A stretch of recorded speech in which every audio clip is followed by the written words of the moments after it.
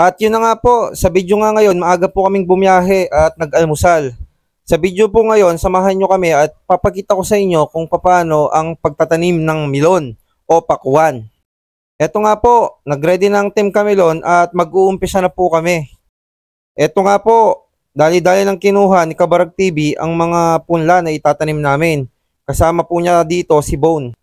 Si Bone nga po ay eksperto sa pagtatanim ng mga milon at pakuan. Nakakalula nga po ang dami ng mga to. Tulad po ng dati, kailangan ng sipag at tiyaga. Sa pagpapunla pa nga lang po ng mga milon, talagang maproseso na, kailangan mo ng alagaan. Para pagdating sa pagtatanim, matibay yung punla at maganda yung pagtubo nito.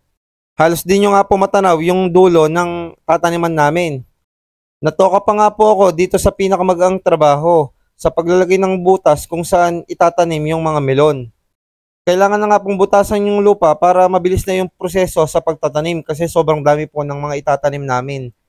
Nasa edad na rin po kasi yung mga punla kaya kailangan talagang i-transfer sa malaking space. Nilalagyan po pala ng plastic yung lupa pang sanggalang na rin sa mga insekto at sa mga damo. Kasi po minsan halos natatalo ng damo yung mismong halaman. Kaya gumagamit po sila ng plastic sa pagtatanim ng mga melon o pakwan para maging maganda rin yung mga halaman at mag-produce ng magandang bunga. Makikita nyo nga po dito sa video natin ay ilalagay isa-isa yung mga punla ng melon. Medyo mahirap nga po yung trabaho na to kasi medyo masakit sa likod kasi lagi kang nakayuko. Kailangan din pong ingatan yung pagtatanggal ng punla ng melon sa kung saan sila nakalagay para hindi po maputol yung mga ugat at maganda yung tubo niya.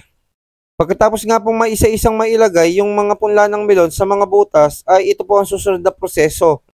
Kailangan mong maingat na tabunan ng lupa yung mga punla ng melon kasi medyo maselan po yung mga ugat. Hindi po masyadong pagod pero masakit sa likod kasi laging nakayuko. Sobrang nakakangalay nga po kasi sobrang haba ng mga tataniman at ilang hektarya po ito. Tignan nyo nga po si Kabarag TV at talagang eksperto na sa mga ganitong trabaho. Maikli nga lang po ang vlog ko nito ng pagtatanim ng melon para ma-share ko rin sa inyo at malaman nyo yung proseso kung paano nagtatanim ng mga melon. Sana po sa mga susunod na video namin, panoorin nyo pa rin at suportahan kami.